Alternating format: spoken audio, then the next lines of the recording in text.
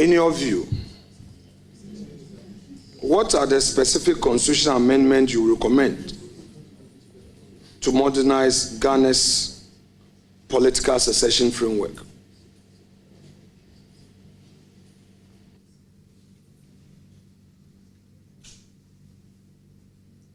Can you please clarify the question for me?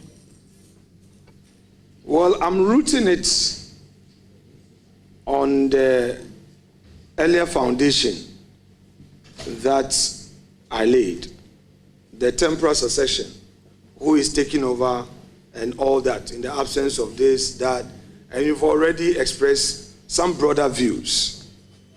Okay, so I now would want to hear your views regarding some recommendations, because you've talked about some limitations.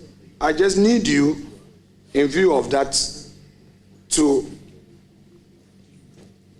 make certain proposed recommendations by way of constitutional review. Because you agree with me that even the inclusion of the Chief Justice in the succession plan is now coming by way of a purposive approach to governance, that you don't have to leave it vacant, vacuum. There shouldn't be vacuum, but there's no express provision. So share with us what you see as some recommendations to guide this whole process, because it's very critical in view of the experience we've just had.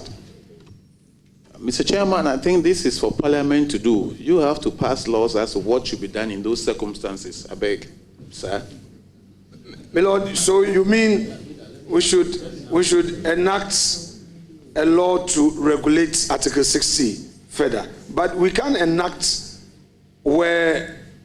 Or further, maybe when that issue comes before the Supreme Court, through the interpretation, the decision they will give, then they will clarify and give further instructions as to what should be done in those circumstances. My Lord, you remember Article 1815, the Clomega? The Supreme Court left that bit to Parliament, and it is still hanging, where they said Parliament should enact to regulate 1815. It's in the light of this that I want to ask you whether in such circumstances, in view of the amendment we're looking at, Supreme Court in taking this up would look at it holistically and provide a guide without saying Parliament should do this bit, because this is very constitutional in my view. What do you think?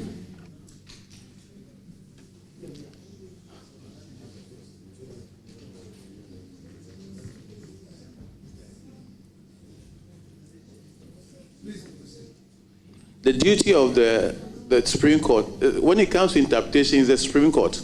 So these are very good points you are raising. I think the Supreme Court, when the matter comes before them, will have to sort it out and give the various guidelines as to what should be done in the circumstances, Mr. Chairman.